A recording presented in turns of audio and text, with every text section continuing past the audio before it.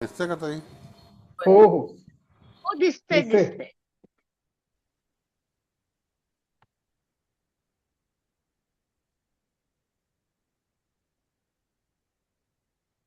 आता दिसतंय बरोबर. Yes yes sir. सर. बरं. नमस्कार सगळ्यांना. सर्वप्रथम आपल्या संचालिका ताई ज्या आहेत त्यांना पहिला वंदन आहे. इत्यादी सर्व आदरणीय माननीय कुबल मॅडम आहेत, बापट साहेब आहेत, सर्वजण आहेत. तर त्या ह्याच्यामध्ये सगळ्यांना वंदन आहे. आणि आज आपण एक वेगळा विषय परिचित करणार आहोत. त्या ह्याच्यामध्ये त्याचा परिचय जो आहे तर ताजिक निळकंठी. तर ताजिक निळकंठी हा जो विषय आहे तर त्या ह्याच्यामध्ये मुख्यतः ताजिक नावाची जी विद्या आहे तर ती ताजिक नावाची विद्या ही ताजिकस्तानची आहे. आता पूर्वीच्या काळामध्ये 500 वर्षापूर्वी ह्या विद्येचा जन्म झालेला आहे आणि त्यांनी संशोधन केलेलं आहे. तर त्यांचं नाव होतं ताजिक निळकंठी. निळकंठी हे जे नाव आहे तर निळी सरस्वतीचं नाव आहे. म्हणून निळकंठी ऋषी जे होते तर त्यांनी ह्या विद्याभ्यासाची सुरुवात केली आणि त्यांचे नियम बनवले. आणि ते नियम असे तंतोतंत विचार केला की त्याच्यामध्ये फलादेश कसा द्यायचा. तर अचूकतेने फलादेश किंवा आपल्या ह्याच्यामध्ये जे जीवनामध्ये घडत आहे कसं घडेल आणि त्याचे परिणाम जातकाच्या जीवनावरती कसे होतील. तर त्याच्यामध्ये त्यांनी त्या 16 योगांचा उपयोग केला आणि 16 योग जे आहेत ते परिस्थितीनुसार 12 स्थानामध्ये त्यांनी निर्माण केले. त्याच्यामध्ये आणखी त्याच्यामध्ये दीप्तांश वगैरे हा जो भाग आहे तो आपण पूर्णपणे शिक्षण घेऊ त्यावेळेला तो शिकणारच आहोत. तर त्या ठिकाणी त्यांनी असं की ताजिक निळकंठीमध्ये जसं ताजिक हे जे आत्ता ताजिकस्तान जे आहे ते पूर्वी रशियाकडे होतं. रशियाकडून आता ते स्वतः त्यांचं राज्य झालेलं आहे, त्यांचं देश झालेला आहे. तर त्या ह्याच्यामध्ये ती जी भाषा आहे ती भाषा पर्शियन आहे. आणि पर्शियन भाषेमध्ये हा सगळा उल्लेख केला होता. आणि त्याच्यातून जे ताजिक ऋषी होते ज्याला याच्यामध्ये ताजिक निळकंठी म्हणतात तर त्यांना त्या ठिकाणी निळकंठी ही जी सरस्वती देवी आहे त्याच्यातून त्यांचं नाव पडलं निळकंठी ऋषी. त्या निळकंठी ऋषींनी आपला जो काही अभ्यास आहे तो आपल्यापर्यंत पोचवण्याचा प्रयत्न केला आणि त्याच्यातून जी काही उत्तरं कशी शोधावी त्याचा बराचसा भाग जो आहे. आता मी ज्या वेळेला शिकलो हे 2002ची गोष्ट आहे. त्याच्यानंतर मी शिकवलं ते 2005 साली. त्याच्यानंतर आत्ता मी 2026 साली शिकवायला सुरुवात केली. मधले पूर्णपणे 21 वर्ष क्लास काही मी कोणाकडे शिकवला नाही किंवा कुठेही घेतला नाही. तर त्या ह्याच्यामध्ये ताजिकमधली जी काही फलादेश करण्याची पद्धती आहे त्या पद्धतीमध्ये आपल्याला 9 ग्रहांचा उपयोग केलेला आहे. तर त्या 9ही ग्रहांच्या ह्याच्यामध्ये राहू केतूला समाविष्ट आहेत. पण राहू केतूला त्यांनी जे काही विचार दिले तर ते विचार असे आहेत की कधीकधी एखादा ग्रह जर समजा राहू केतू युक्त असेल तर तो त्या ठिकाणी फलादेश देण्यासाठी म्हणजे चांगला फलादेश देण्यासाठी समर्थ ठरत नाही. आता ताजिक निळकंठी हा जो विषय आहे हा त्या ठिकाणी आपण जर बघितला सर एक मिनिट थांबा आवाज सर एक मिनिट थांबा. हे बघा आपण आपल्या क्लासमध्ये सगळे वयाने मोठे मानाने मोठे आरोग्याने मोठे आहोत. तर प्लीज सगळ्यांनी आपलं माईक बंद करा. मॅडम तुमचा आवाज येतो मॅडम. गायकवाड मॅडम तुमचा स्पीकर बंद करा प्लीज. बरं का सर सगळ्यांना नम्र विनंती माझी. ओके धन्यवाद ताई. हां तर त्या ह्याच्यामध्ये त्यांनी फलादेश देण्याची जी पद्धती आहे ती त्यांची भिन्न आहे. आता त्या फलादेशामध्ये त्यांनी जे 16 योग बनवले आहेत त्याच्यामध्ये इत्तशाल योग आहे, इंदुवार योग आहे, दुरूप योग आहे, त्याच्यानंतर कंबूल योग आहे. तर अशी बरीचशी जी नावं आहेत ती त्याच्यामध्ये त्यांनी नियुक्त केलेली आहेत. आणि त्याच्यावरती हे जे योग तयार होतात तर त्यामध्ये वार्षिक कुंडलीचा पण तयार केलेला भाग आहे. त्याच्यामध्ये मुंथा ही अतिशय महत्त्वाची म्हणून त्यांनी विचार केला. तर त्या मुंथेमध्ये सुद्धा बऱ्याचशा दरवर्षी मुंथा जी आपली जी आहे ती बदलते, वेगवेगळ्या स्थानामध्ये जाते. म्हणजे जे जन्मवर्ष असेल आपलं ते 1 वर्षाचं मुंथाचं तिथे प्रवेश असतो. आणि आपला जन्म ज्या दिवशी झाला आहे तर पूर्वी काही इंग्रजी तारीख नव्हती पण त्यावेळेला तिथी होती, वार होता, नक्षत्र होतं त्या दरम्यान आणि महिना होता. तर त्या दरम्यान त्या महिना येईपर्यंत ती मुंथा जी आहे ती जन्माच्या वेळेला लग्नस्थानामध्ये म्हणजे प्रथम स्थानामध्येच त्या ठिकाणी विचारात घेतलेली आहे. आता हे प्रथम स्थान जे आहे तर त्या प्रथम स्थानामधून त्यांनी असा विचार केला की जी रास असेल उदित लग्न, ज्याला आता उदित लग्न आपण म्हणतो, तर ते उदित लग्न अख्ख्या जगामध्ये उदित असतं, त्या वेळेला ती ताजीची कुंडली तशा तऱ्हेने बनवली जाते. त्याच्यावरती ग्रहांची मांडणी उदित लग्नावरती जे काही ग्रह जशा जशा राशीमध्ये असेल, म्हणजे उद्या तुमचा जन्म जपानला झाला, अमेरिकेमध्ये झाला, लंडनमध्ये झाला, इंग्लंडमध्ये झाला, तरीसुद्धा उदित लग्नाला अतिशय महत्त्व दिलेलं आहे.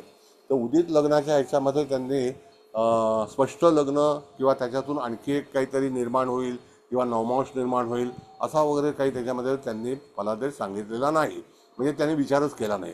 त्यांनी ती कुंडली बनवताना त्या ठिकाणी ते कसे योग घडतात, तर त्या योगाची मांडणी जी आहे ती त्यांनी तशा पद्धतीने आपल्यापर्यंत पोचवण्याचा प्रयत्न केला. तर पुढे जाऊन त्यांनी असं केलं की हे दीप्तांश आहेत.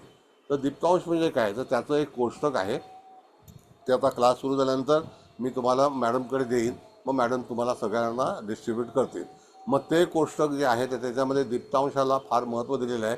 पण दीप्तांश कधी विचार करायचा आहे, तर ज्यावेळेला गोचरीने ग्रह जेव्हा त्या स्थानातून जातो तर त्याचा फलादेश जो आहे तो तेव्हा विचार करायचा, किंवा त्या ह्याच्यामधून जेव्हा वार्षिक कुंडली बनते तर त्याच्यामध्ये आपली जन्मतारीख जी असेल ती त्यावेळेला जी तिथी असेल त्याला अनुसरून सूर्यावरून जी वार्षिक कुंडली बनवली जाते.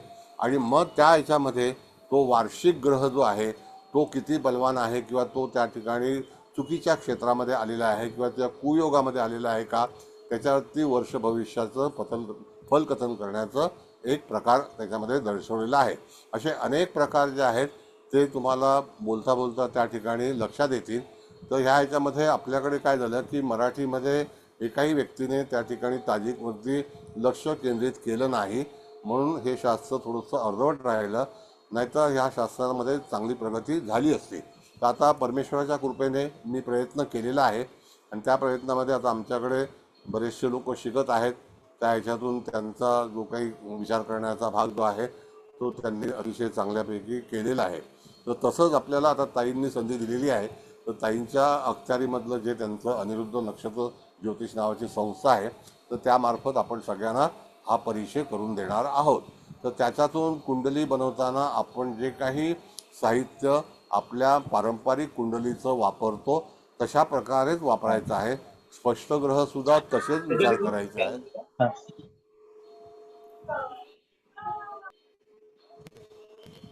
स्पष्ट ग्रहाचे सुद्धा तसंच विचार करायचा आहे. आणि अशा वेळेला त्या ठिकाणी स्पष्ट ग्रहाचा विचार केल्यानंतर तुम्हाला यदा कदाचित असं हे करायचं असेल की बाबा फलादेश देतेवेळी त्या ग्रहांचे अंश काय आहेत, तर त्या ग्रहांचे अंश जेव्हा आपण पाहतो तर तिथे 29 अंशानंतर एखादा ग्रह गेला तर तो ग्रह कोण आहे. तर उदाहरणार्थ काय की जलदगतीचा ग्रह जो आहे हा सगळ्यात लवकर त्या ठिकाणी आपल्याला फलादेश देतो. तर वार्धक्य त्याला म्हटलं जातं. वार्धक्य म्हणजे काय की त्याने पूर्ण राशी भोगलेली आहे आणि तो आता दुसऱ्या राशीमध्ये परिवर्तित होणार आहे. तर त्याकरता तो 29 अंशाचा असणारा जो ग्रह आहे तो पुढे जाऊन त्या ठिकाणी आपल्याला वेगळ्या तऱ्हेचं फलादेश देईल, म्हणून वार्धक्य ग्रह याचा विचार करण्यात आलेला आहे. आणि वार्धक्य ग्रह हा कोणी होऊ शकतो, पण त्यामध्ये जो ज्याला आपण म्हणतो की कक्षेच्या पलीकडचे जे दोन ग्रह आहेत शनी आणि गुरु, त्यांना वार्धक्यामधून पलीकडे जाण्यासाठी साधारणतः अवधी लागतो. कारण का की शनीला साधारणतः 20 ते 22 दिवस वार्धक्य अवस्थेमधून दुसऱ्या राशीमध्ये परिवर्तन व्हायला लागतं, पण चंद्राला हे साधारणतः काही 25-30 मिनिटामध्ये तो परिवर्तन करू शकतो. तर त्याचंसुद्धा फलित जे आहे, जशी कुंडली तुमच्या समोर येईल तुमच्या अनुभवानुसार तुमच्या जे क्लायंट असतील त्यांची कुंडली येईल त्यावेळेला तुम्ही त्याच्याबद्दलचा फलादेश जो आहे तो त्या ठिकाणी करू शकता. मग अशा तऱ्हेने हे जे शास्त्र आहे हे असं विकसित केलं आहे. याच्यामध्ये महादशेचा कुठेही संपर्क आलेला नाही. कारण का की महादशा ही जी आहे ही साधारणतः 1921 साली मीना राव यांनी विश्वोत्तरी महादशेची निर्मिती केली, म्हणून त्या ठिकाणी हे शास्त्र 500 वर्षापूर्वीचं आहे आणि त्याला आधारून त्यांनी त्यावेळेला कोणत्याही तऱ्हेची महादशेचा त्याच्यामध्ये उल्लेख केलेला नाही. ज्या कोणी लोकांनी आत्ता जी काही पुस्तकं वगैरे लिहिलेली आहेत तर त्यांनी स्वतःच्या मनाने त्याच्यामध्ये महादशेचा विचार केलेला आहे. पण महादशेच्या ऐवजी आपल्याला काय बघायचं आहे, तर आता आमच्या याच्यामध्ये जसं ॲडव्हान्स क्लासमध्ये आम्ही बघतो की वर्तमान काळामध्ये त्याचं जे ट्रान्झिस्ट आहे ते व्हेरी व्हेरी इम्पॉर्टंट आहे. आणि त्याच्यामध्ये ट्रान्झिस्टमध्ये असणारा ग्रह हा मंदगतीचा ग्रह आहे का, आणि तो चुकीच्या स्थानामध्ये बसलेला आहे का, तर त्या ठिकाणी तो ग्रह 2.5 वर्ष जर समजा शनी महाराजांसारखा ग्रह हा त्या ठिकाणी वास्तव्य करणार असेल तर त्यालाच महादशा समजून त्या ठिकाणी पुढे जाऊन त्याच्यावरती फलित हे निश्चित करायचं आहे.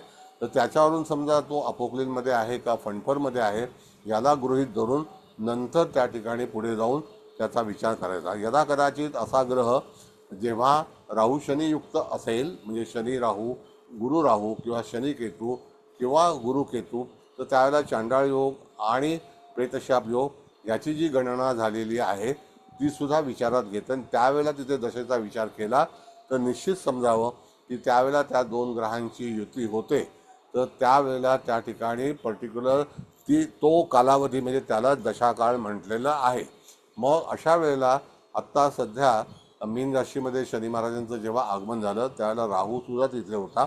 आणि त्यांची साधारणतः जी युती होती ती माझ्या अख्ख्या आयुष्यामध्ये फक्त 42 दिवसाची युती जी झाली तर ती अतिशय कमी काळाकरता झाली होती. आणि त्याच्यानंतर राहू आणि शनी, तर शनी हा त्या ठिकाणी मीन राशीमध्येच अजूनही आहेत, पण राहूने जे काय आहे ते कुंभ राशीकडे प्रस्थान केलेलं आहे.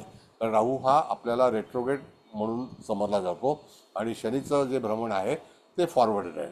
ह्याच्यामध्ये स्तंभी ग्रहाचा जो विचार केला गेला तर स्तंभी ग्रहाची जी कल्पना आहे तर जेव्हा सूर्यापासून 100 डिग्रीवरती एखादा ग्रह असतो, म्हणजे 100 डिग्री, म्हणजे एखाद्या वेळेला समजा केंद्रस्थान किंवा नवपंचम होताना रवीपासून जेव्हा ग्रह असतो त्यावेळेला तो काही काळासाठी, म्हणजे प्रत्येक ग्रहाची कक्षा जी आहे त्याला अनुसरून तो स्तंभी किती काळ राहील, तर साधारणतः शनी महाराजांचं जे स्तंभीकरण आहे हे 2 ते 2.5 दिवसाचं आपण तिथे पाहता येतं. त्यानंतर स्तंभी म्हणजे काय, तर एखादा ग्रह जेव्हा राशांतर करणार असेल तर त्यावेळेला त्याला तिथे थांबावं लागतं. म्हणजे रवी त्याला आदेश देतो की तू आता मार्गी हो. मग त्याच्यानंतर शनी महाराज जे आहेत ते एकदा वक्री झाले की त्यांना थांबावं लागतं आणि त्याच्यानंतर पुन्हा प्रस्थान करावं लागतं. त्याला स्तंभी आणि मार्गी आणि वक्री त्याच्यातला जो काळ असतो तो स्तंभीचा काळ म्हणून समजला जातो. तसंच गुरु जे आहेत ते सुद्धा त्या ठिकाणी जेव्हा स्तंभी होतात तर काही दिवसासाठी, म्हणजे 1-2 दिवस जास्तीत जास्त, ते शनीपासून किती अंतरावरती आहेत तेव्हा त्याचं जे अंतर आहे तर एक लक्षात ठेवा, हे जेव्हा शनीपासून स्तंभी होतात तर त्यावेळेला त्या ठिकाणी समजा उदाहरणार्थ की सप्तम स्थानामध्ये सूर्य आहे आणि त्याच्यापासून जे लाभस्थान आहे ते 5वं आहे, तर तिथे त्या ठिकाणी बॉर्डरवरती जर एखादा ग्रह वार्धक्यामध्ये असेल तर त्या ठिकाणी तो स्तंभी असतो. मग कदाचित तो त्या राशीतून मागे आलेला असतो, त्यावेळेला त्याला पुढे जायचं असतं किंवा पुढे रिस्ट्रोक करायचा असतो, त्यावेळेला ग्रहाचं वर्णन तिथे स्तंभी म्हणून विचार केलेला आहे. मग अशा तऱ्हेने त्या ठिकाणी 16 योगांमध्ये ज्यावेळेला तुम्ही कुंडली पाहाल तर तुमच्याकडे हल्लीचं कॉम्प्युटराईज डिटेल्स आहे तर त्यावेळेला स्तंभी ग्रह प्रत्येक सॉफ्टवेअरमध्ये दाखवला असतो का नसतो, पण तरीसुद्धा 100 अंशाचा जो काही मान आहे तो तुम्हाला ठेवता आला पाहिजे आणि त्याच्यावरतीच तुम्ही पुढे जाऊन त्या स्तंभी ग्रहाचं विश्लेषण आपल्याला करायचं आहे. त्याच्यामध्ये युती जी आहे तर युती करण्याकरता जे काही मित्र आहेत, शत्रू आहेत, पण रवीला काही पापग्रह म्हणून समजलेलं नाही. पण यदा कदाचित एखाद्या वेळेला रवी शनीची युती होऊ शकते, त्यावेळेला त्यांचं अंतर किती आहे, पण ते एका राशीमध्येच आहेत का, तर त्यावेळेला त्याचं जे फलित आहे ते तुम्हाला ताजिकमध्ये त्यांना मिळालेल्या स्थानावरून आपल्याला करता येतं. अशा तऱ्हेचं ताजिकचं जे विश्लेषण आहे ते आता मी तुम्हाला सांगत आहे. मग अशी बरीचशी स्थानं जी आहेत, जशी केंद्रस्थानं 1, 4, 7, 10 ही केंद्रस्थानं आहेत, तसंच 1, 4, 7, 10 या राशी आहेत त्या चरराशी आहेत. 2, 5, 8, 11 या स्थिर राशी आहेत आणि 3, 6, 9, 12 या द्विस्वाभाविक राशी आहेत. तर त्याच्यामध्ये ग्रह उच्चीचा आहे का, जसं काल याच्यामध्ये आम्ही शिकवलं किंवा गुरुग्रह हा उच्चीचा आहे तर त्या ठिकाणी तो 12 वर्षानंतर एका राशीमध्ये उच्चस्थानीमध्ये येऊ शकतो. तर त्यावेळेला त्याची गती जी अगोदर मिथुन राशीमध्ये होती तर त्या मिथुन राशीमध्ये पुनर्वसू नक्षत्र जे आहे ते त्रिपाद नक्षत्र आहे. त्या त्रिपाद नक्षत्रामध्ये तो ग्रह भरपूर दीर्घकाळ थांबला त्याला कारण असं होतं की मिथुन रास जी आहे मुळातच पूर्व दिशेला आहे आणि तेव्हा रवी जेव्हा तूळ राशीतून जात होता त्यावेळेला त्याला वक्री करून गेला आणि वक्री केल्यानंतर जोपर्यंत कुंभ राशीमध्ये सूर्य आला नाही आणि त्याच्यानंतर त्याला मार्गी झाला परत तो जे नवमांश आहेत ते पुढे जाण्यासाठी त्याला गती जी आहे जी पाहिजे आहे तेवढी मिळाली नाही आणि त्याच्यानंतर आत्ता जून महिन्यामध्ये जेव्हा सूर्य वृषभ राशीतून आल्यानंतर तिथे मृगशीर्ष नक्षत्रामध्ये गुरुग्रहाला गती मिळाली आणि आत्ता त्याच्यानंतर त्यांनी नक्षत्र तेच आहे कर्क नवमांशच आहे पण कर्क राशीमध्ये त्यांना उच्च स्थान म्हणून हे प्राप्त झालं. तर तशा प्रकारे अनेक ग्रहांच्या ज्या काही भाग आहेत त्याच्यामध्ये उच्च नीच याचा सुद्धा विचार केलेला आहे. यदा कदाचित एखादा ग्रह नीच म्हणून जर समजा त्या ठिकाणी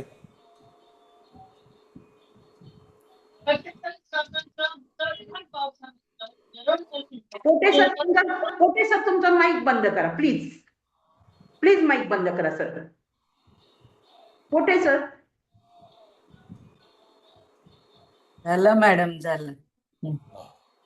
यदा कदाचित एखादा ग्रह जो आहे तो नीचेचा असेल आणि तो ग्रह कोणता आहे आता चंद्र हा ग्रह जो आहे तो वृश्चिकेमध्ये नीचेचा होतो पण त्या ठिकाणी जर स्थानबली असेल म्हणजे चतुर्थ स्थान हे चंद्राचं स्वतःचं स्थान आहे तर त्या ठिकाणी वृश्चिकेचा चंद्र जर असेल तर त्याचं सुद्धा नीचत्व जातं.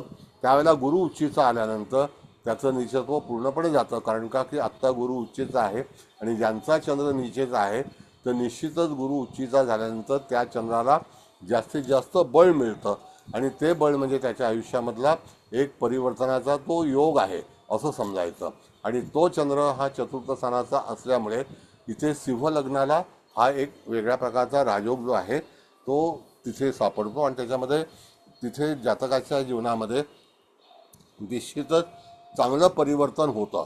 म्हणजे तिथे संकेत आपल्याला काय द्यायचं आहे कुंडली रीड करते वेळी त्याच्यामध्ये पार्ट 1 जो आहे तो पार्ट 1 म्हणजे तुम्हाला सगळ्या योगांची प्रात्यक्षिक कुंडली मांडून तिथे ओळख केली जाईल ओळख सांगितली जाईल आणि त्याच्यावरती ग्रह फिल द ब्लँक कसे भरले जातील आणि त्या वेळेला तो ग्रह तिथे असल्यानंतर एखादा योग झाला तर त्याच्यामध्ये कुयोग होण्याची शक्यता आहे का त्याच्यावरती ट्रान्झिस्टमध्ये पण आपण विचार करू शकतो. मग अशा तऱ्हेने कुंडलीचं विश्लेषण करताना तुम्हाला पहिल्यांदा जे 16 योग आहेत ते 16 योगाचं मार्गदर्शन करणं अत्यंत गरजेचं आहे. ताई तुमच्याकडे तो जो मी चार्ट पाठवला होता ब्ल्यू रंगाचा तो तुम्ही शेअर करू शकता का बघा.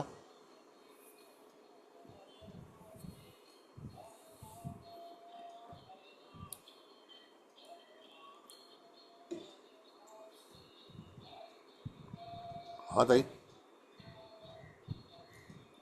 तो शेअर करायला काय करायचं तेच नाही मला कल्पना. एक गोल चौकोन असेल असा त्या चौकोनला दाबा आणि तुमच्या हा स्टार्ट गॅलरीमध्ये शेअर. येस येस ठीक आहे बघते मी. तुमच्या गॅलरीमध्ये जा तुम्ही आणि तिथे तो ब्ल्यू रंगाचा चार्ट आहे ना तो डिस्प्लेवरती ताबडतोब येईल. म्हणजे बघते. एक सॅम्पल म्हणून ह्या लोकांना तिथे आपल्याला हे करता येईल. ओके म्हणजे बघते हा मी फर्स्ट टाइम शेअर करणार आहे. ठीक आहे. कोणत्या ग्रुपवर ताजिकवर टाकला होतात ना. हो तुम्हाला पर्सनलला पाठवलेलं. ओके सर मी तोपर्यंत 1 मिनिट बोलू. हा बोला. शेअरिंग इमेज आहे. हा येस मॅडम. इथूनच मॅडम. भद्र ग्रुपला पण टाका ना म्हणजे मॅडम. ठीक आहे टाकतील त्या नंतर. ठीक आहे त्या पाठवतील नंतर सगळ्यांना पाठवणार आहेत. आम्ही प्रत्येक वेळेला जेव्हा क्लास घेऊ त्याच्या अगोदर 2 तास मॅडमना मी तो पोस्ट आहे ती पाठवेन. तर हां बोला. मॅडम लेफ्ट झाल्या. अश्विनी मॅडम आता होस्ट आहेत. बरं ठीक आहे. लेफ्ट झाला का. बरं ठीक आहे. हां मॅडम तुम्ही काय विचारत होतात. काही नाही मला काय म्हणायचं सगळ्यांना आपण एवढं चांगलं शिकवतात आपण सगळे वयाने मोठे आहोत अनुभवाने मोठे तर सगळ्यांनी आपला माईक प्लीज बंद करावा बस बाकी काही इच्छा नाही सर माझी. काय होते माझी पण डिंक तुटतील सर तुमची पण डिंक तुटताना मला लक्षात येत नाही सर. माझं वय झालंय आता. ठीक आहे ठीक आहे. बरं आल्या ताई आल्या मला वाटतं. बाकी काही नाही सर, बाकी काही नाही. ते शेअर करायला मला नाही जमत आहे, बरं पण ठीक आहे ग्रुप सर. केला की ग्रुपमध्ये आपण शेअर करू मग. बरं बरं सर ठीक आहे. ऐका ना मॅडम, ग्रुपमध्ये हा, टाका ती पोस्ट, म्हणजे रघुनंदन आहेत ते शेअर करतील किंवा कोणीतरी शेअर करेल ते ते होस्ट फोनवर करायला पाहिजे ना, पण त्यांना त्यांना होस्ट होस्ट करायला. करावंच नाही, लागेल. होस्ट हो हो करायला. हो हो का? होस्ट करावंच लागेल कारण का without hosting you cannot share. ते काय माझा मुलगा नाहीये ना इथे ते सगळं हरकत नाही करायला. मॅडम, ग्रुपमध्ये टाका, मग आपण हा पण बघू. बघू, ग्रुपमध्ये टाकू सर. चला ठीक आहे हरकत नाही.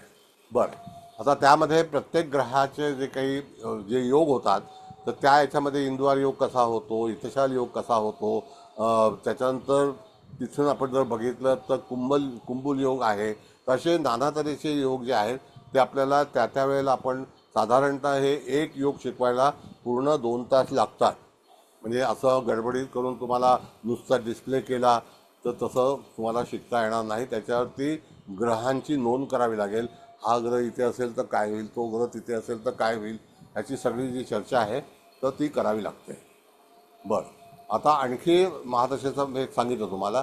त्याच्यानंतर स्थानबली ग्रह जे आहेत तर स्थानबली ग्रहांमध्ये कसं असतं की दशमस्थान आपण जर विचार केला तर आपण जसं म्हटलेलं आहे की मंगळ हा दशमस्थानामध्ये बलवान आहे. तर दशमस्थानामध्ये बलवान आहे तसा तो लग्नात पण बलवान आहे. तसाच तो त्या ठिकाणी आपल्याला बघितलं तर त्या ठिकाणी षष्ठस्थान हे त्यासाठी बलवान ताजिकमध्ये सांगितलेलं नाही. म्हणजे या ठिकाणी आपण बघितलं तर ताजिकचा फलादेश करतेवेळी तुम्हाला मंगळाबद्दल विचार करायचा असेल तर लग्नस्थान आणि दशमस्थान ह्याचा विचार करणं फार गरजेचं आहे. त्यानंतर शनी महाराजांचं पण तसंच आहे की शनी महाराज जे आहेत जर त्यांच्यावरती कुयोग होत नसेल तर त्या ठिकाणी दशमस्थान हे त्यांच्या आवडीचं आहे. आणि त्या ठिकाणी दशमस्थानामध्ये रवी जरी आला तरी त्याच्यावरती कुयोग झाला नाही पाहिजे. बऱ्याच वेळेला कुयोग असणारे ग्रह जे आहेत तर त्याच्यामध्ये राहू केतूला जिथे स्थान आहे त्यालाच दृष्टी आहे, बाकी दृष्टी वगैरे कुठे सुचवलेली नाही, फक्त युती सुचवलेली आहे. ते जर युती चुकीची असेल तर त्या ठिकाणी जातकाला काही फलादेशामध्ये त्याला वंचित राहावं लागतं. अशा तऱ्हेचा भाग ताजिकमध्ये सुचवलेला आहे. दुसरा भाग असा आहे की जर एखादा ग्रह भाग्यस्थानामध्ये आहे तर भाग्यस्थान हा एकच पार्ट जो आहे तो ऑप्शनल आहे की त्याच्यामध्ये ग्रह आहे तर तो त्या ठिकाणी फलित देणार नाही. पण त्याला ऑप्शनल असं सांगितलेलं आहे ऑल्टरनेट की जर अष्टमात एखादा ग्रह असेल तर अष्टमातला ग्रह हा त्याला सपोर्टेड होईल आणि त्याच्यापासून त्या ग्रहाला एक वेगळ्या तऱ्हेचं बळ मिळेल आणि तो ग्रह जसा असेल, ज्या स्थानाचा स्वामी असेल त्याच्यावरून त्या जातकाच्या जीवनामध्ये फलादेश निश्चितच चांगला होईल. फक्त हे त्रिकोणातलं एकच स्थान आहे. आता जर आपण म्हटलं की पंचम स्थान हे शुभ आहे, निश्चित त्याच्या अगोदरचं जे चतुर्थ स्थान आहे ते पण शुभ आहे, म्हणजे त्याच्या मागच्या बाजूचं स्थान जे आहे ते निगेटिव्ह नाही. म्हणून पंचम स्थानाला एक भारी मात्रामध्ये त्याची एक किंमत आहे. म्हणजे पंचम स्थान हे अतिशय महत्त्वाचं म्हणून सांगितलं आहे. तशाच प्रकारे अख्ख्या जी ॲस्ट्रॉलॉजी सोसायटी आहे त्याच्यामध्ये लाभस्थान ह्याचा फार महत्त्वाचं सांगितलेलं आहे. कारण आपण सगळेजणं जगत आहोत तर सगळेजणं लाभार्थीसाठी आपल्याला काम करत आहोत. तर ते दशमस्थानाचं धनस्थान आहे. तर त्याच्यामुळे तिथे जर ग्रह असेल व तो कुठलाही ग्रह असो, मग फक्त राहू केतूचा संबंध नाही, पण सूर्य आहे, शुक्र आहे, मंगळ आहे, तर त्या ठिकाणी तो त्याच्या पद्धतीने त्या जातकाच्या जीवनामध्ये ते लाभ त्याला निश्चित सापडतील. मग दशमस्थानामध्ये ग्रह आहे आणि लाभस्थानामध्ये आहे तर त्याच्यामध्ये जो योग बनतो त्या योगावरती सुद्धा त्यांचं अंतर किती आहे, ते वार्धक्यामध्ये आहे का, तो ग्रह जर पुढे जाणून किती अंशावरती त्याच्यापासून त्याची दुरी आहे, किंवा एखाद्या वेळेला गोचरीमध्ये सुद्धा एखादा ग्रह येणार असेल तर त्या ग्रहाला तिथे येण्यासाठी किती विलंब आहे, म्हणजे तो त्याच्यापासून किती अंतरावरती आहे. मग त्या अंतरावरती त्याला यदा कदाचित त्याचा कालावधी आपल्याला काढावा लागतो आणि तो काढल्यानंतर त्याला तिथे फलादेशाची दिशा आणि त्यावेळेचा कालावधी, म्हणजे तो कधी घटना घडू शकते. आता ह्यामध्ये पापग्रह आणि शुभग्रह, जर समजा एखाद्या वेळेला क्रांती जी होते तर रवी हा सगळ्या ग्रहांना पुढे मागे नेणारा प्लॅनेट आहे. कारण रवी जर बलवान नसेल आणि रवी शुद्ध नसेल तर रवीला शुद्धता फार महत्त्वाची आहे. तर तिथे जातकाची कुंडली पाहिल्या त्याच्या जीवनामध्ये त्याचा कालावधी जो आहे तो निश्चितच रायझिंग म्हणून आपण त्याला विचार करतो. तर सूर्य जो आहे तो त्या ठिकाणी प्रथम स्थानामध्ये, पहिला तेजस्वी आहे, दुसरं त्याचं तेज जे आहे ते दशम स्थानाशी आहे, नंतर चतुर्थ स्थानाशी संबंध आहे. पण त्या ठिकाणी केंद्रामध्ये असल्यानंतर सुद्धा जातकाच्या जीवनामध्ये सूर्य हा त्या ठिकाणी राजाप्रमाणे आहे, तर त्याच्या आयुष्यामध्ये अतिशय चांगल्यापैकी योग होतो. याच्यामध्ये रविचंद्राची जर युती असेल म्हणजे सूर्यचंद्राची, आणि तो जर अमावस्या योग होत असेल, तर अशी कित्येक उदाहरणं आहेत की ज्याच्यामध्ये ग्रामपंचायतमध्ये शिक्षिका असणारी व्यक्ती 3 वेळा मुख्यमंत्री झाली. कारण का की त्याच्यामध्ये तसा योग होता आणि तो ताजिकप्रमाणे अतिशय चांगल्यापैकी त्यांना यश मिळालेलं आहे. मग अशा वेळेला बऱ्याचशा गोष्टी आहेत. उदाहरणार्थ मी तुम्हाला सांगेन की आपले जे माजी पंतप्रधान होते डॉक्टर सिंग, मग त्या ठिकाणी मनमोहन सिंग, तर त्या ठिकाणी त्यांच्या कुंडलीमध्ये धनु लग्न होतं आणि धनस्थानामध्ये शनी होता आणि त्यांचा लग्नेश जो आहे तो उच्चीचा अष्टमात होता. म्हणजे तिथे लग्नेश उच्चीचा अष्टमात हा फक्त धनुराशीलाच होऊ शकतो, तो दुसऱ्या राशीमध्ये होत नाही. आणि ते पाकिस्तानमधून पार्टिशनमधून आले आणि त्याच्यानंतर दिल्लीमध्ये राहिले, पंजाबमध्ये राहिले आणि नंतर ते रिझर्व्ह बँकेच्या गव्हर्नरमध्ये पण गेले आणि ते गव्हर्नर झाले. त्यांना मग तिथे व्यक्ती भेटल्या नरसिंहराव, त्यांनी त्यांना अर्थमंत्री केलं. मग अशा तऱ्हेचा प्रोग्रेस जो असतो तो प्रोग्रेस करता करता ते पंतप्रधान झाले. म्हणजे हा योग जो आहे तो आपल्याला विसरायचा नसतो. त्यांची रास पण वृश्चिक होती आणि चंद्र 12व्या स्थानात होता. तसंच आपल्याकडे आपले राष्ट्रपती जे होते माननीय डॉक्टर अब्दुल कलाम, त्यांचं सुद्धा धनु लग्न आहे आणि लग्नी शनी आहे आणि अष्टमात गुरु आहे. पण त्या अष्टमातल्या गुरुने तो त्या ठिकाणी अतिशय चांगल्यापैकी योग दिला आणि त्यांचा चंद्र जो नीचेचा होता, मगाशी मी चंद्राच्याबद्दल सांगितलं होतं तुम्हाला की चंद्र वृश्चिकेचा दोघांचाही नीचेचा होता, पण तिथे चंद्राची जी रास आहे तिथे गुरु उच्चीचा असेल किंवा गुरु गोचरीने उच्चीचा आला तर त्या जातकाच्या जीवनामध्ये निश्चितच अप्रतिम फलादेश मिळायला सुरुवात होते. अशा तऱ्हेची ग्रहांची योजना, ग्रहांची बांधणी आणि त्याच्यावरती फलादेश हा करताना साधारणतः एक ताजिकचा योग शिकवताना मला साधारणतः 1.5 तास तरी लागेल. आता जर समजा तुम्हाला आणखी काही प्रश्न विचारायचे असतील, आता कसं आहे की ताई ठरवतील की लेक्चर कधी घ्यायचं आहे, काय करायचं आहे, तो सगळा भाग जो आहे तो ताईंकडे आहे. बोला, आता कोणाला जर प्रतिप्रश्न विचारायचा असेल कुठल्याही तऱ्हेचा पण रिलेटेड ताजिक, बोला.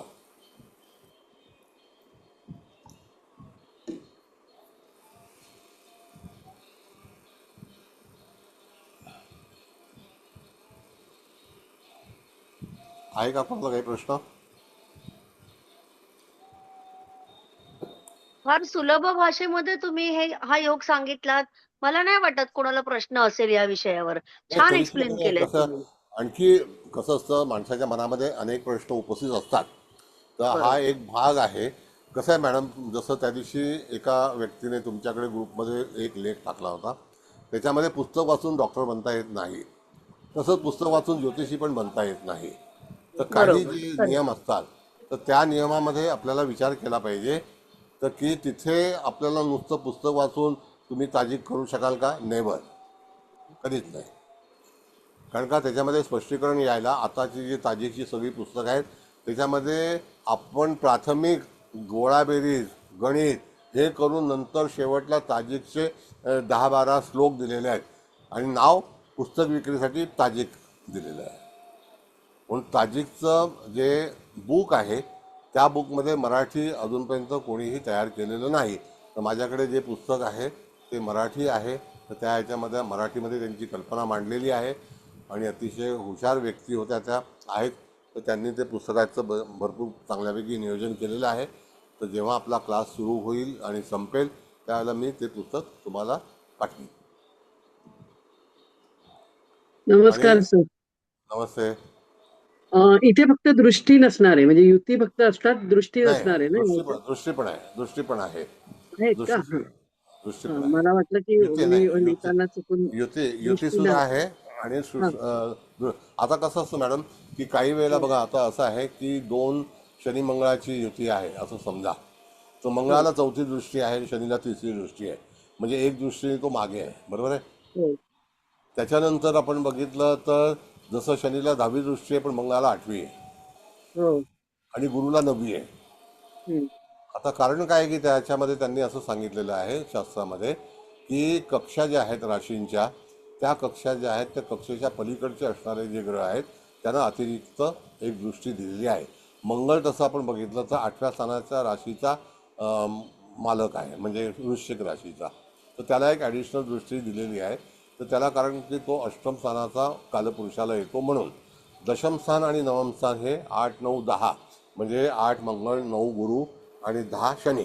तर ह्या ग्रहांना अतिरिक्त एक दृष्टी त्यांनी 3, त्याच्यानंतर 4 आणि 5 अशी दृष्टी दिलेली आहे. आणि बाकी सर्व ग्रहांना 7व्या दृष्ट्या आहेत. म्हणून भूगोल आणि खगोल ह्या ह्याच्यामध्ये जो काही भाग आहे तो सुद्धा परिचित केला जाईल.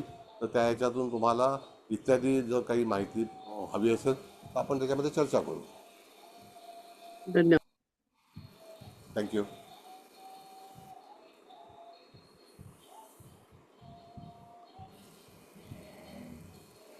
बोला. सर नमस्कार. इथे आपल्या याच्यामध्ये 16 योग आहेत. बाकीचे आपले जे फलादेशामध्ये बाकीचे योग आहे युती म्हणजे नवपंचम वगैरे ते पण इथे आपण गृहीत धरायचे का?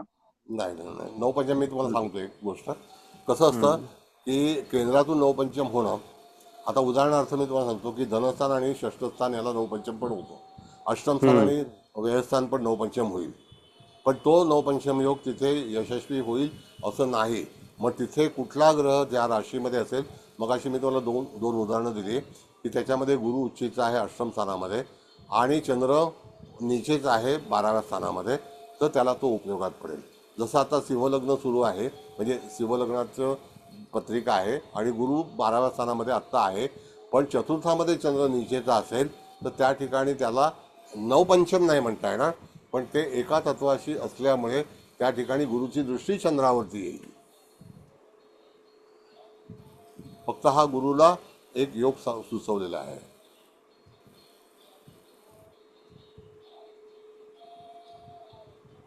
मग नवपंचम असं बघितलं.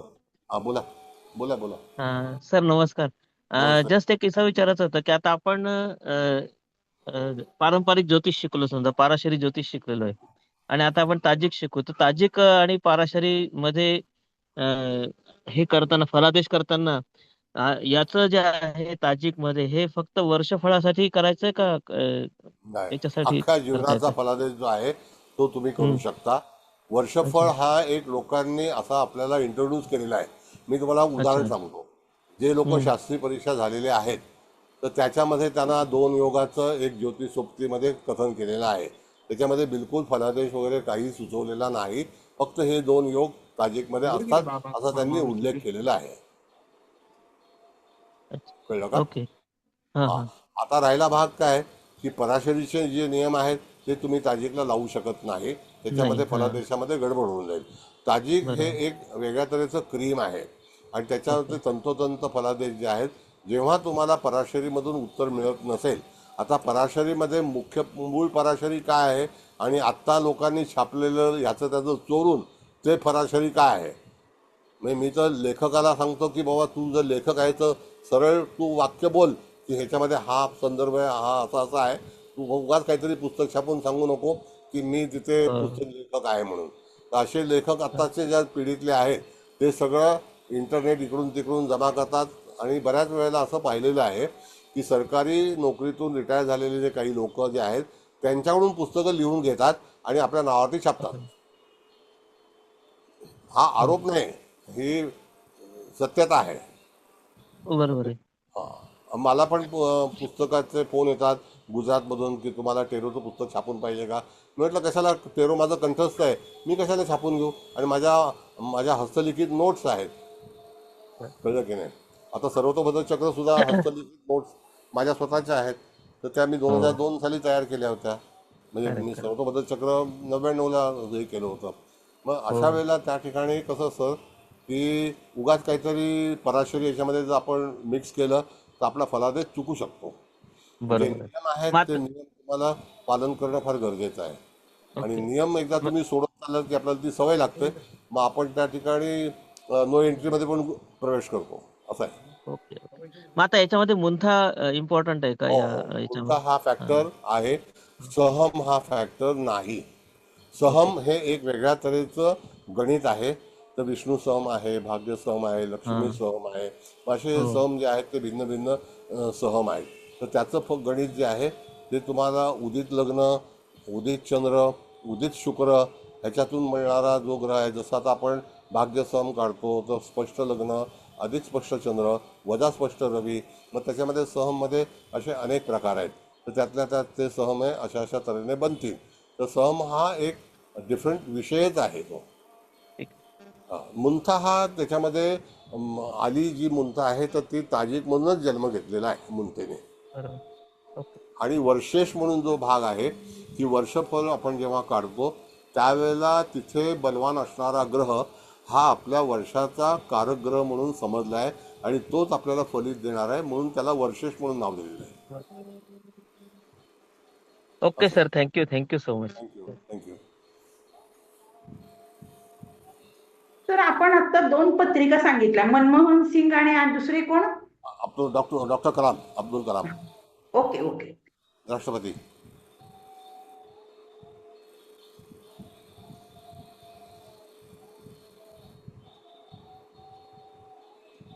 जसं आता गुरुसारखा ग्रह सुद्धा काय माहिती आहे, मी तुम्हाला एक उदाहरण देतो की सुनील गावस्कर ह्या व्यक्तीचं मकर लग्न आहे आणि धनु रास आहे. तर त्या ठिकाणी त्या राशीचा स्वामी हा प्रथम स्थानी आल्यामुळे तो नीचेचा जरी असला तरीसुद्धा त्याला सर किताब मिळालेला आहे. आजही ब्रिटनमध्ये जेव्हा पेपरमध्ये बातमी येते तेव्हा सर सुनील गावस्कर असं लिहिलं जातं. आणि त्या गुरुने त्यांच्या कुंडलीमध्ये केंद्रस्थान आणि पंचमस्थान याच्यामध्ये गुरुचा आणि मंगळाचा नवपंचम योग असल्यामुळे तर हा नवपंचम योग जो आहे तो अतिशय पॉझिटिव्ह झाला. आणि त्याच्यामध्ये चंद्राची भूमिका 0 आहे, काही नाही. मग तो चंद्र सप्तमेश आहे, पण त्या ठिकाणी चंद्राच्या याच्यामध्ये तो चंद्र धनुराशीचा असेल तरीसुद्धा त्याचा अधिपती गुरु हा केंद्रात आलेला आहे आणि तो त्या ठिकाणी पृथ्वी तत्वाच्या राशीत आहे, म्हणून प्रथम स्थानामध्ये असल्यामुळे त्याला सर हा किताब प्राप्त झाला. आणि त्याचे रेकॉर्ड ब्रेक सेंचुरीज वगैरे झाले. त्याला कारण लग्नात असणारा गुरु हा फलादेश आहे. येस. ओके सर, कळालं. येस. इथे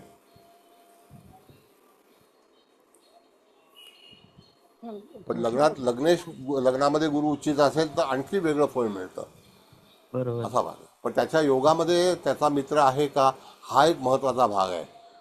पण त्याचा मित्र असणं पण गरजेचं आहे. मित्रावरती जर तो योग करत आहे आणि मित्र जर चांगल्या स्थानामध्ये आहे तर त्याच्यावरती तो योग जो आहे तशाल तो त्याला चांगल्यापैकी निश्चितच बळ मिळवून देईल, असं आहे. येस. तर ते सगळे योगाचे जे टायटल्स आहेत ते टायटल्स ते शेअर करून किंवा तुम्ही जेव्हा ताईंकडे त्या ग्रुपला जॉईन व्हाल त्याला कुंडलीचा जो भाग आहे तो तुम्हाला अगोदर पाठवला जाईल. पण एक आहे ChatGPT वरून त्याचा फलादेश सगळा चुकीचा येतो. येस, चुकीचा ते तर येतो. कोणीच वापरू नये ऍक्च्युली. नाही, 100% चुकीचं आहे. त्याच्यामध्ये बरेचसे नियम चुकवलेले आहेत, बरेचसे योगाची नावं बदललेली आहेत, कारण त्यांनी सगळ्यांकडून घेऊन नंतर ते फीडिंग केलेलं आहे. त्याच्यामुळे कोणाची बुद्धी काय चालेल त्याच्याप्रमाणे त्यांनी तिथे असं हे करून ठेवलेलं आहे. तर ChatGPT ड्रॉइंगसाठी ठीक आहे, त्याच्यामध्ये पण चुका होतात. आपण जेव्हा एखादं त्यांच्याकडे पोस्टर मागतो त्यावेळेला पण त्याच्यात चुका होतात, मग त्याला रिपीट करावं लागतं. पण फलादेशामध्ये अनेक चुका आढळलेल्या आहेत. आणि तसंच जर समजा ChatGPT वरून जर आलं तर उद्या पुस्तक कोणी वाचणारच नाही, कुठलीही गोष्ट करणार नाही, ChatGPT वरती लोक जातील. बरोबर. तसं हे नाही आहे, बरेचसे परिणाम चुकलेले आहेत. खरंय. बोला. नमस्कार, जोशी बोलतोय. हा, बोला बोला सर. आपल्या मूळ पत्रिकेमध्ये असलेले ग्रह जर का वक्री असतील, समजा गुरु किंवा शनी, तर त्याचा संदर्भ आपल्या ह्या ताजिकीमध्ये देता येईल का? हो, देता येईल. पण दरवेळेला वक्री ग्रह हा चुकीचाच फलादेश देईल असं ताजिकमध्ये नाही आहे. वक्री ग्रह ह्याचं हे केलेलं आहे, पण तो पर्टिक्युलर त्याकरता सूर्य कुठेशी आहे आणि सूर्याशिवाय तो वक्री होऊ शकत नाही. आणि त्याचा इफेक्ट जो आहे मी तुम्हाला उदाहरण सांगतो. समजा की सूर्यापासून 100 अंशावरती समजा शनीसारखा ग्रह हा स्तंभी होतो, वक्री पण होतो. तर त्यावेळेला त्या ठिकाणी त्याला जातकाला काही काळापुरता कष्टमय, शनी हा कष्टाचा कारक आहे, विरोधकांचा कारक आहे, त्या ठिकाणी अडथळे निर्माण करणारा ग्रह आहे.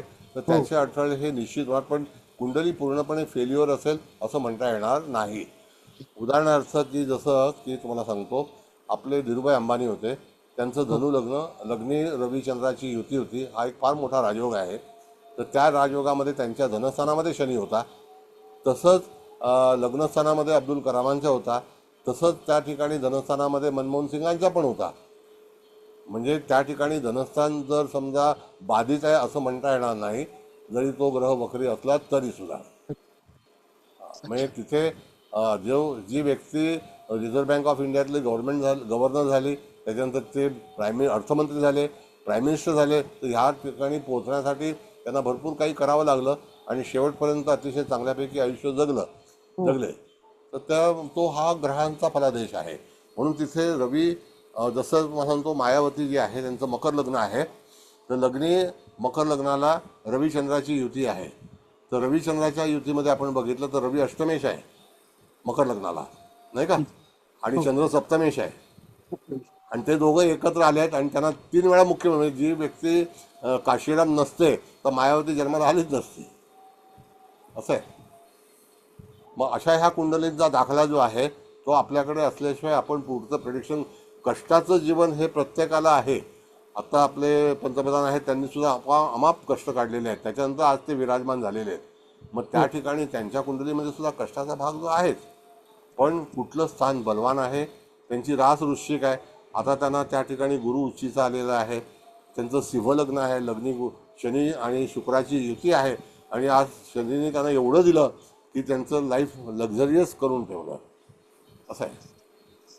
आणि त्यांचा गुरु सप्तमात आहे. म्हणून तिथे कुंडलीचा जर विचार केला तर असणारे ग्रह कोणाच्या युतीत आहेत, कुठले काय आहेत, तर ह्याचा भाग जो आहे. मग प्रसिद्धीची रास जी आहे, तर उदाहरणार्थ की यदा कदाचित आपण असं बघितलं की लग्नाधिपती जो आहे तो जर बुधाच्या राशीत असेल, आता लग्नाधिपती बुधाच्या राशीमध्ये कन्या रास आणि मिथुन राशीमध्ये आहे, तर कन्या राशीमध्ये मिथुन राशीमध्ये ग्रह आहे म्हणजे जातकाच्या जीवनामध्ये प्रसिद्धी ही ठरलेलीच आहे. तिथे कोणीही तुम्हाला अडवू शकत नाही. आता एक साधं उदाहरण तुम्हाला सांगतो मी. अजय देवगण हा नट जो आहे त्याचं वृश्चिक लग्न आहे आणि लग्नी मंगळ आहे. हा एक आपल्या ताजिकमधला अतिशय महान योग आहे, कारण लग्नेश लग्नात आहे आणि त्याची रास जी आहे ती कन्या आहे. आणि कन्या रास असल्यामुळे तिथे तो प्रसिद्ध कसा रीतीने झाला, तर त्या ठिकाणी तो डॅशिंग मॅन म्हणून प्रसिद्ध झाला. तो कलावंत आहे पण रोमॅन्टिक नाही आहे, तो ॲक्शन मूवीचा आहे.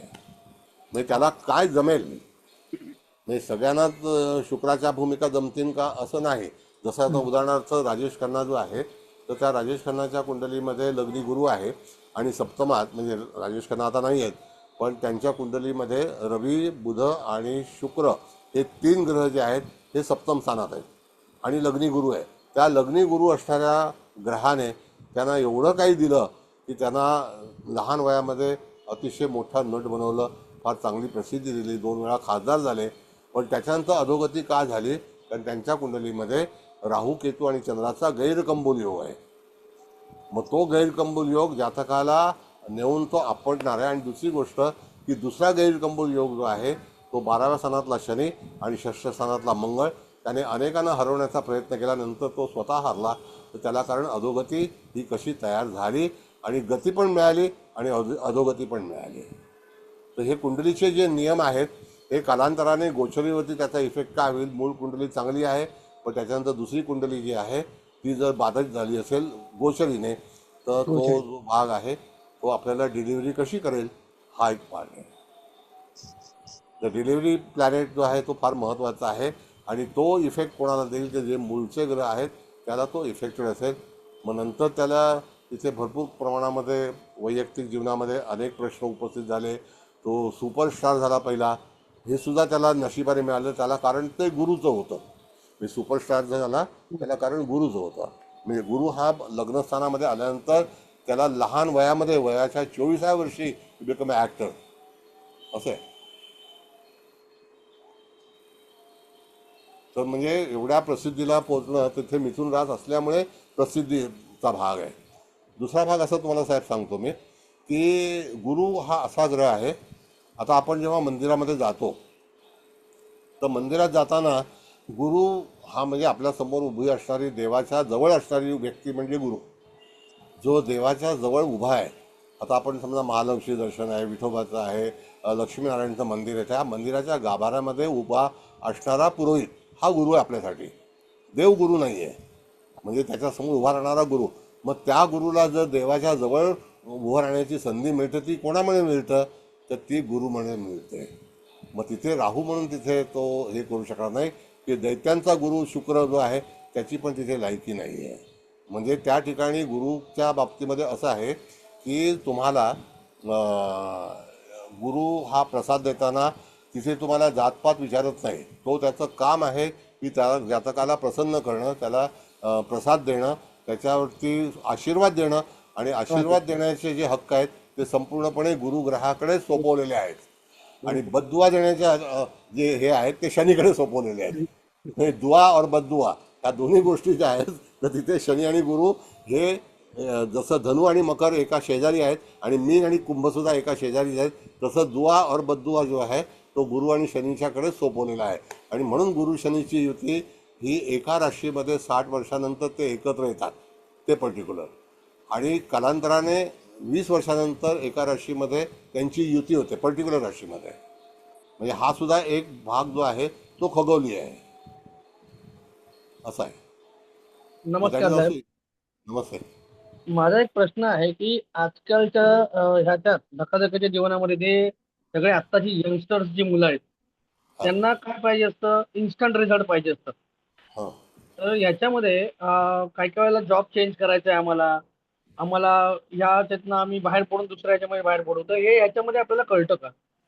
हां याच्यामध्ये कळतं. म्हणजे अभ्यास आपण कोण आहोत, म्हणजे आपण रीडर आहोत, आपल्याला पुस्तक वाचता आलं पाहिजे, तशी आपल्याला कुंडली वाचता आली पाहिजे. उदाहरणार्थ की काही घटना ज्या आहेत त्या गणिताने आपल्याला सोडवता येतात, योगावरती सोडवता येतात.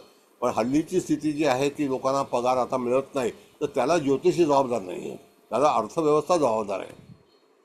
कळलं का? आता पूर्वी जेव्हा सॉफ्टवेअरमध्ये लोक गेले त्याला भरमसाठ पगार होता.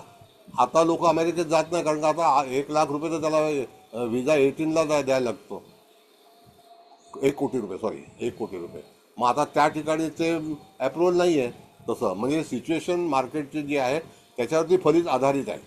मग तुम्ही कितीही जरी शिकलात तरीसुद्धा तुम्हाला आता तुम्हाला थोडक्यात उदाहरण सांगतो. आमच्या मुंबईमध्ये मेडिकलला MBBS झाल्यानंतर किंवा MD झाल्यानंतर 40,000च्या वरती पगार नाही हॉस्पिटलमध्ये. म्हणजे ते तसंच, मग तो साईडला प्रॅक्टिस पण करू शकत नाही, असे पण काही नियम आहेत. म्हणजे तिथे तुम्हाला एखादी गोष्ट करायची असेल तर ती नशिबावरती अवलंबून आहे. मग म्हणून काही जे डॉक्टर्स आहेत ते शिक्षकी पेशामध्ये गेले, तिथे पैसे चांगले आहेत. मग ते तुमचं नशीब पाहिजे. एखादं टीचर होण्यासाठी तुम्हाला तशी ग्रहस्थिती जर असेल तर तुम्ही सांगू शकता, समजावू शकता. पण आत्ताची जी मुलं आहेत त्यांना पैशाची ओढ जास्ती, कारण त्यांना करिअर घडवून त्या ठिकाणी मोठं व्हायचं आहे. तर अशा वेळेला म्हणून एज्युकेशन सोसायटीमध्ये भरपूर पैसा जो आहे तो फुकट गेलेला आहे लोकांचा. त्याला कारण त्यांचं नशीब आहे. कळलं का? थँक्यू. पण कुंडलीमध्ये ते योग पाहिजेत.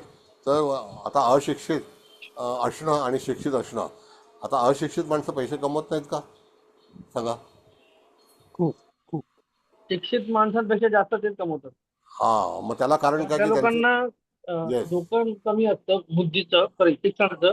त्या भाऊ लोकांना सोर्स ऑफ इन्कम कसा कुठून घ्यायचा तेच येस फक्त विचार करत असतात. व्यवहार बरोबर. ज्ञान जास्त असतं. व्यवहार ज्ञान. ज्ञान जास्त असतं. हो. मग त्या ठिकाणी व्यवहारपेक्षा बाहुबली लोक असतात. मग ते मंगळाचं काम आहे. बरोबर. मग त्याला तिथे राहू आणि मंगळ काम करतो. पण गुरुसारखा सज्जन मनुष्य त्या ठिकाणी बाहुबली होऊ शकत नाही.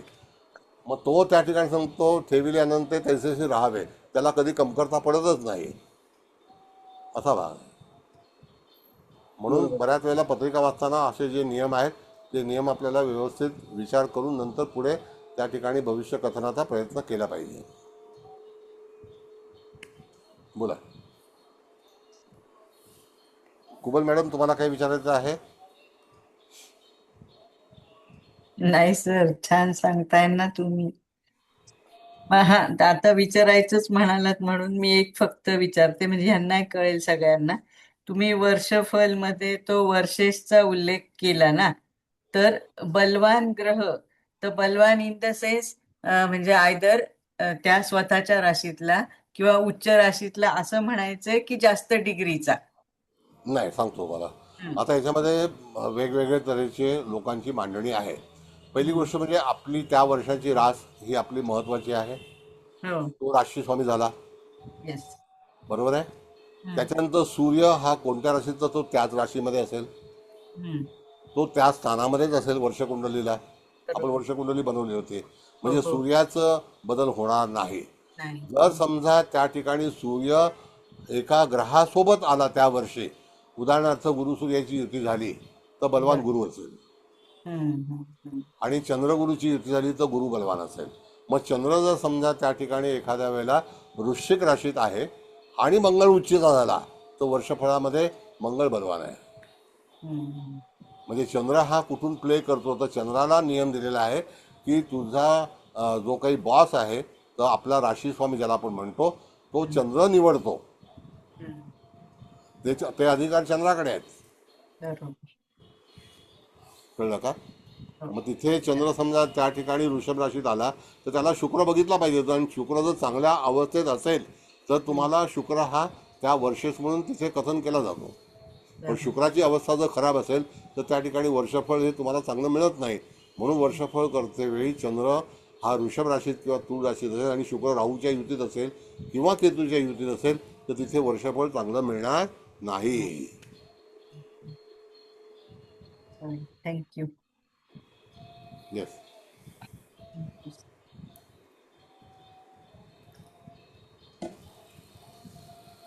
बोला.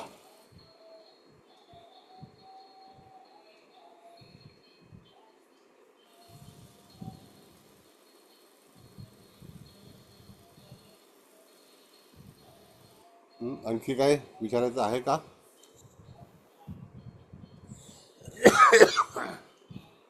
कंटिन्यू करा सर. हा, नाही म्हणजे काय विचारायचं क्वेरी असेल तुम्हाला? क्वेरी संपल्या. क्वेरीमध्ये सर आता नमस्कार. आता काय जे काय, हा बोला. सर नमस्कार. नमस्ते, नमस्ते, आता नमस्ते आटले साहेब, बोला. हा जो आपला कोर्स असेल तर तो बेसिक असेल आणि प्रगत पण असेल की येस, फक्त दोन्ही दोन्ही दोन्ही. असेल? बघा, पहिली गोष्ट सर असं आहे, हाऊ टू मेक होरोस्कोप आणि हाऊ टू रीड होरोस्कोप. आतापर्यंत काय झाले की आपण प्राज्ञ केलं, त्यांना असं वाटतं प्राज्ञ म्हणजे मी काय शिकलो ना काय नाही. हो हो. मग बरोबर भास्कर सर. केलं, कळलं का? भास्कर म्हणजे सूर्य. मग मी सूर्यापर्यंत पोहोचलो, त्याच्यानंतर वाचस्पती झालो. आणि स्वतःची कुंडली वाचता येत नाही आणि वाचस्पती झाल्यानंतर त्याला काही महत्त्व आहे का? नाही. असं आहे. म्हणजे त्या ठिकाणी तुम्हाला जे काही हाऊ टू रीड होरोस्कोप जो आहे, आपण 12 कुंडल्या 12 राशींच्या मांडून त्या ठिकाणी त्याचे, पण एक परत सांगतो, मी कोणाचीही कुंडली स्वीकारणार नाही. कुठल्याही नाही, रेकमेंड बरोबर. ही तारीख लावा, ती तारीख लावा, मी ताबडतोब क्लास सोडून देईन. Now I am very much practical. बरोबर सर. हा, तर लोकांच्या कुंडल्या वाचण्यासाठी माझं हे बघा, माझं ते बघा, आय एम नॉट एबल. बरोबर सर. आणि कोणी वैयक्तिक कुंडली मला दाखवण्याचा, कारण मी ज्योतिषी नाही, मी कन्सल्टन्सी करत नाही, माझा व्यवसाय नाही, ज्योतिषामधून कुठल्याही गोष्टीचं मी धन कमावत नाही. नक्की सर, बरोबर आहे. तुम्ही तर आटले सर भरपूर माझे कार्यक्रम अटेंड केलेले आहेत, तर तुम्हाला माझा स्वभाव माहिती आहे. हो सर, नक्की.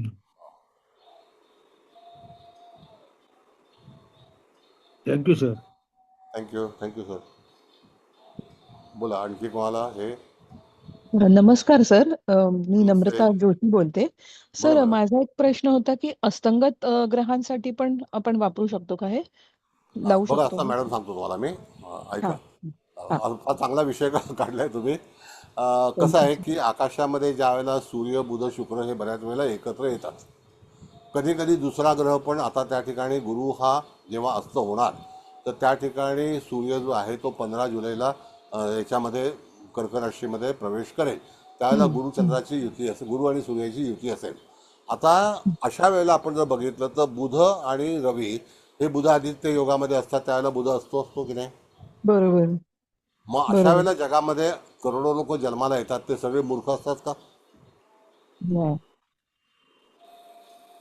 नाही नाही. म्हणजे त्या ठिकाणी अस्तग्रह हा आपण जर कॅल्क्युलेट केला तर ही व्याख्याच चुकीची आहे. हम्म ग्रह आकाशात दिसत नाही. आता जसं रात्र झालेली आहे आणि आता मकर लग्न उदित झालेलं आहे, हम्म तर त्याला कारण काय, की आजचा महिना जो आहे तो त्या ठिकाणी जुलै महिना आहे. जुलै महिना हम्म म्हणजे आलं किती, तर 7 आकडा आला, बरोबर आहे? बरोबर 7 आकडा हा दशम स्थानामध्ये पकडला तर त्या ठिकाणी येणारं लग्न कुठलं आहे? मकर, हम्म नाही का? हो मग आता त्याचा जर शनी आपण शोधला तर तो मीन राशीमध्ये पराक्रमात आहे. बरोबर आहे. मग आता त्याच्यासोबत रवी नाही आहे. हा बरोबर हो कालांतराने रवी आणि शनी समसप्त योगात जाणार आहेत आफ्टर सम टाइम. तर त्यावेळेला शनी वक्री होणार हे निश्चित आहे.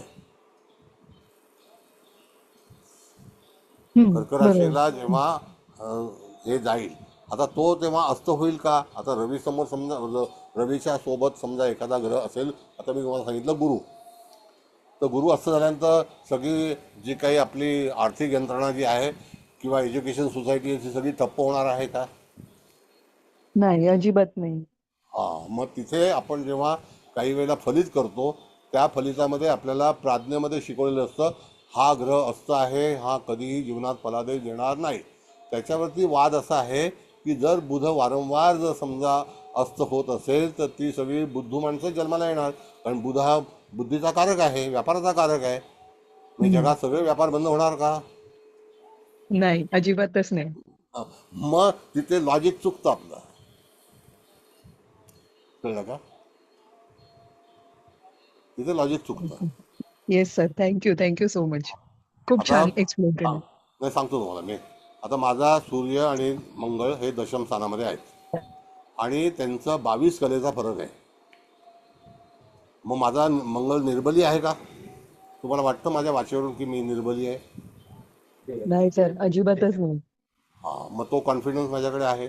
मग तो कोणामुळे आहे? तर मंगळामुळे आहे. मग टेक्निकल आहे, टेक्नॉलॉजी आहे, ती कोणाकडे आहे? मंगळामुळे आहे. मग तिथे आपण जर पत्रिका वाचताना मला कोणी गुरुजींनी सांगितलं काय करणार, तुमचं काही खरं नाही आहे आयुष्यामध्ये, तुम्ही काहीच करू शकणार नाही कारण तुमचं मंगळ असतं आहे आणि तो भाग्येश आहे. तुमचं भाग्य कधीही प्रसन्न होणार नाही किंवा तुम्ही पुढे जाणार नाही. तर हा फलादेश कसा होईल? तुम्हाला घर होणार नाही कारण तो चतुर्थेश आहे. Got it? Yes sir. म्हणजे फलादेश चुकला ना. हो असं आहे. आता जर माझा मंगळ भाग्येश आहे आणि तो दशमात आहे, लग्नेश भाग्येशाची युती दशमात आहे, तो एक राजयोग आहे. हे सांगायला पाहिजे का तुमचा मंगळ असतं आहे म्हणून तुमच्या मागे पिढा लावायची? तर दीज आर द टेक्निक.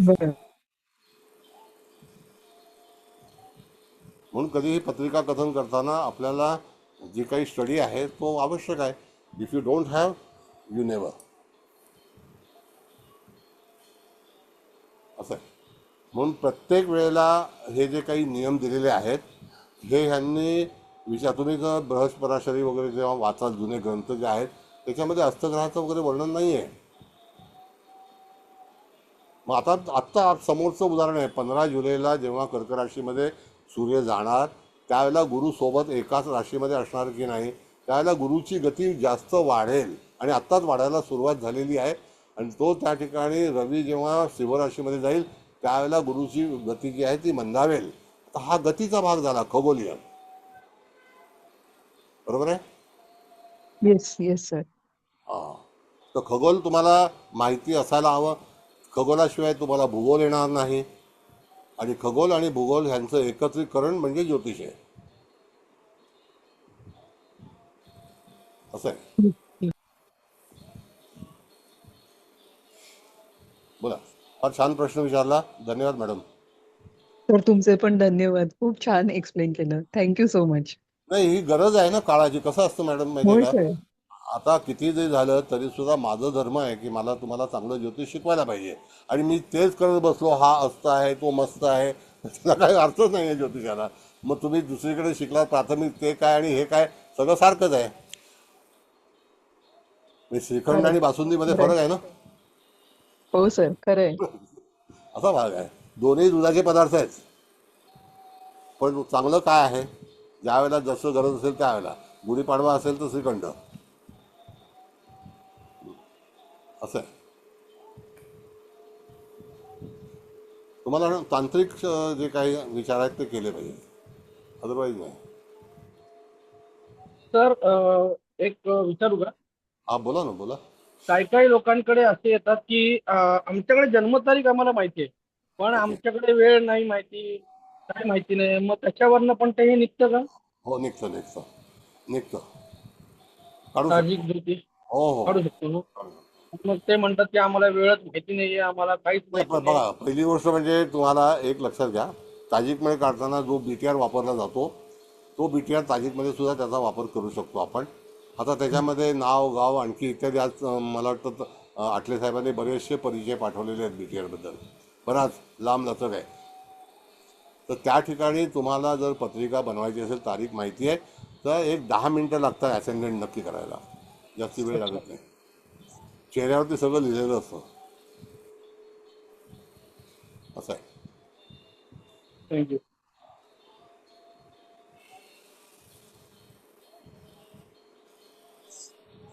बरं ताई, आता बोला. 8 वाजून 10 मिनटं होत आलेली आहेत. आपलं 1.25 तासाचं लेक्चर होईल. तर तुमचे जे काही नियम असतील ते नियम तुम्ही वापरा, आणि क्लासचं कधी आपल्याला घ्यायचं आहे, लोक किती येणार आहेत, ती तुम्ही नोंदणी करा. आणि तुमचा जो काही भाग आहे त्याच्या, आता मी तुमच्याकडे माईक सोपवतो आणि तुम्ही नंतर विचारविनिमय करा, किंवा आणखी कोणाला काही प्रश्न विचारायचे असतील तर अवश्य विचारा. आपण निश्चितच ताजिकच्या प्रश्नाबद्दल विचारधारा हे करू, मांडणी करू. फार निराळ्या पद्धतीने अभ्यास चालू आहे आपला. सर्व हा. काही आपण शिकलेले आहोत, पण एक निराळी शाखा आपल्याला शिकायला मिळते. त्यासाठी दिलीप देवारे सर यांचे खूप खूप आभार समूहातर्फे मी मानते. आणि ज्यांना खरोखर हे लेक्चर आवडलंय त्या सर्वांनी नक्कीच त्यांचा क्लास करायचा आहे. अनिरुद्ध नक्षत्राच्या बॅनरखाली ज्यांच्याकडे माझा नंबर नाहीये त्यांना मी नंबर सांगते, तो नोट करा. आणि आपल्या या क्लासची फी 1500 रुपये असणार आहे. साधारण 16 ते 20 लेक्चर होतील. ऍडव्हान्स पण त्याच्यातच होणार आहे. आणि संपूर्ण क्लास झाल्यानंतर सर्वांना जर व्हिडिओ पाहिजे असतील रेकॉर्डिंग, तर ते क्लास संपूर्ण झाल्यानंतर मिळतील, पण त्याचे 1000 रुपये एक्स्ट्रा द्यावे लागतील. हे अतिरिक्त. सगळे आमच्या अनिरुद्ध नक्षत्राच्या डिस्कशन मध्ये तयार झालेले नियम आहेत, जे सगळ्या विद्यार्थ्यांनीच दिलेले आहेत मला. ते मी सगळ्यांपर्यंत पोहोचवलेले आहेत. मी माझा नंबर सांगते, तो नोट करा. आणि तो नंबर माझा एकच नंबर आहे माझ्याकडे, तोच जीपे पण आहे. 9821252556. माझा नंबर मी सांगितलाय, सगळ्यांना कळलं असेलच. नाही तर आपले देवारे सर आहेतच ऋषितुल्य, त्यांच्याकडून माझा नंबर मागा, ते देतील. नाही नाही, आपण परत पोस्ट करणार आहोत ना मॅडम. जाहिरात जी आहे ना ती माझ्या ग्रुपवरती मी सगळ्यांना पाठवणार आहेत. अजूनही संधी गेलेली नाही. जर ताजिकमध्ये प्रवेश घ्यायचा असेल तर खालील नंबरवरती संपर्क करावा. आता जाहिराती चालेल. बनवायला 10 मिनटं पण लागत नाहीत. ठीक आहे, ठीक आहे. आता DTP वाले सगळे गप्प बसलेले आहेत. पूर्वी त्यांना आपण भरपूर आता आपण हा जो क्लास आहे तो एव्हरी मंगळवार करूया, म्हणजे बरं पडेल. कारण तुम्हाला मंगळवारी सुट्टी असते असं तुम्ही सांगितलेले आहेत. मग मंगळवारी आपण, मग टायमिंग 7 चालेल सगळ्यांना, जर चालणार असेल तर. ते आपण 6:30 सर्वानुमते टाइम ठरवू. 7:30 ठेवा, 8 वाजता ठेवा. 8 ठेवा मॅडम. आणि अंगठा दाखवलेला आहे मला. कारण मॅडम 7 चालेल. मंगळवारी माझा 8 प्रॉब्लेम ठेवा, 8 वाजता. माझा प्रॉब्लेम काय होतो माहितीये, मी संध्याकाळी 6 वाजता आमच्या देवळामध्ये मी जातो. 6 ते रात्री 10 पर्यंत असतो. फक्त मला मंगळवारी आणि शुक्रवारी सुट्टी असते. त्यामुळे मला तुमचे बॅक क्लासेस मला करताच आलेले नाहीये. 7चा टायमिंग चालेल का सगळ्यांना? चालेल चालेल 8 ठेवा मॅडम. चालेल, चालेल. 8 वाजता ठेवा चालेल, मॅडम. चालेल. 8 वाजता. कोण बोलतंय? 8 8 वाजता योग्य ठेवा. वाटतं मॅडम. कोण बोलतंय? नाव पाठक सांगा. म्हणतोय, मेघश्याम पाठक म्हणतोय 8 वाजता ठेवा म्हणून. आणि काय होतं नाही, काय संध्याकाळी माहितीये, रात्र होते, फ्रेश माइंड नाही राहत मग. अहो पण संध्याकाळी 7 वाजता ज्या लोकांना बाहेरून आलेले असतात त्यांना लगेच हे व्हावं लागतं मॅडम. आता थोडं बाहेरून यायचं. नाही आता नाही, झालं 7 ते 9 आपण 2 तास ठेवू. सर स्टॅमिना वाढवा तुम्ही. देवारे सर नाही 7 नाही ते 9 कोणत्या 2 तास गावलाची? ठेवू. 7 ते नाही 9 मॅडम 8 ठेवा मॅडम. 8चा पण त्यांचं रिक्वेस्ट आहे ना, तर हा 8 ते 9:30 आपण क्लास ठेवू. कारण चालेल. काकू मंगळवार आहे ते शुक्रवार आमचे सकू काकू आहे ना. मंगळवार शुक्रवार आमचे भाऊ जातात देवळामध्ये आरती जवळचीच करायला. वाटतं ती. बाकीचे आणि दिवस ही आम्ही जातो, दिगंबर त्यामुळे ही आम्हाला याची तो हो वेळ मंगळवार मिळतो आम्हाला. ही काकूच्या मंगळवार समोर एक ना कोणतरी बोलतंय ती परत सर याची कोण पोरगी बोलतंय आहे. फोनवर कोण बोलतंय दिगंबरची फक्त पोरगी आहे ती. गणेशाचा माईक चालू आहे, प्लीज आणि बंद ही कोण कोण आहे बोलतोय पोरगी बरं. कोणाची माहित शेवलेंचा नाही. चालू आहे शेवलेंचा. हे नाही माहित कोणाची एवढे आहे. पण बंद करा तुमचं. ही दिगंबरची पोरगी ही इकडं हो मंगल कोण शेवलेंचा माईक चालू नंबर आहे. पण नाहीये डाव्या माझ्याकडे बाजूला बरेच नवीन लोक आहेत. बायकोच्या. नाही पण बोलतात ना सगळे ताई. हो ना आपण महत्वाचं हे बोलतोय. कोणी पोरग नाही छोटं सगळ्यांनी माहित आय कोण थिंक आहे. माझा नंबर घेतला असेल नोट करून अदरवाईज देवारे आणि सरांकडून हे याचे अजून एक लहान मॅडम नाही त्यांना वाटतं. म्यूट करा ना तुम्ही. पोरींचा जावई बरं नाही सगळ्यांना हे म्यूट कोण करायला वगैरे. लागेल ग. हो, हे शेवले मॅडम बंद भगवान करा चालेल फोन. आम्ही अनम्यूट दत्ताच्या होऊ ना मग. मॅडम सगळ्यांचं म्यूट करा. मंगल मंगल सगळ्यांचं शेवले म्यूट करा. मंगलश्री आहेत मॅडम. मग हा शेवले केलं मॅडम म्यूट फोन ऑल बंद केलं स्मित करा. आहे ना. केलं म्यूट ऑल केलं. आता देवारे सर आणि बाकीच्यांनी बोला. मला फक्त मंगळवार आणि शुक्रवारच वेळ मिळतो, कारण माझा भाऊ त्यावेळेला आरती करायला जातो. मी ओके ओके इतर दिवशी मी देवळामध्ये पुजारी म्हणून आहे. बरोबर बरोबर. हा सर मग मग मला मंगळवार आणि शुक्रवार चालेल का? नाही शुक्रवारी नाही, माझा क्लास आहे शुक्रवारी. Sorry sorry. मंगळवार मग चालेल. मंगळवार शनिवार रविवार चालेल का? नाही रविवार नाही, मग आता हप्त्यातून 2 दिवस कुठेही चालतील. मग शनिवार रविवार ठेवा, मंगळवार ठेवा आणि शनिवार ठेवा, हरकत नाही. अच्छा पण नाही माझे मग आता आपण मंगळवारीच ठेवू. आधी पहिलं लेक्चर जे होईल ठीक ते आहे मंगळवारी ठीक तेव्हा आहे डिस्कस करू. जे ठीक येतील आहे जे जे जीपे करतील त्यांचा वेगळा ग्रुप केलेला आहे मी, ज्यांचे पैसे आलेत त्याच्यात त्यांना ऍड करीन मी आणि मग सगळं डिस्कशन मी ग्रुपवर करीन ठीक चॅटिंगच्या माध्यमातून आणि मग आपण चालेल ठरवू काय ते. ओके चालेल चालेल आता चालेल. आपला छान झालं संपन्न. त्यासाठी पुन्हा एकदा जे आलेले आहेत ते सगळ्या पाहुण्यांचे मी आभार मानते. बाकीचे आमचे ग्रुप मधले ते घरचेच आहेत त्यांचेही विशेष आभार. आणि एवढं बोलून मी सांगता करते सर्वांना शुभम भवतु. जय थँक्यू गुरुदेव जय थँक्यू ज्योती. धन्यवाद धन्यवाद. बरं सगळ्यांचे मनपूर्वक आभार. जय थँक्यू श्रीराम. देवार सरांचे विशेष आभार सर. सर्वांचे आभार. Thank you sir. Thank you madam. धन्यवाद सर. धन्यवाद मॅडम. धन्यवाद सर. धन्यवाद सर. धन्यवाद थँक्यू सर. एव्हरीबडी. धन्यवाद मॅडम. धन्यवाद देवारे सर. हा मला सगळे ताई म्हणतात हा, मॅडम कोण म्हणत नाहीत. सगळ्यांनी ताईच म्हणायचं. समीक्षा ताई. चालेल चालेल. ठीक आहे मग मी क्लोज करते आता. करा करा. ओके.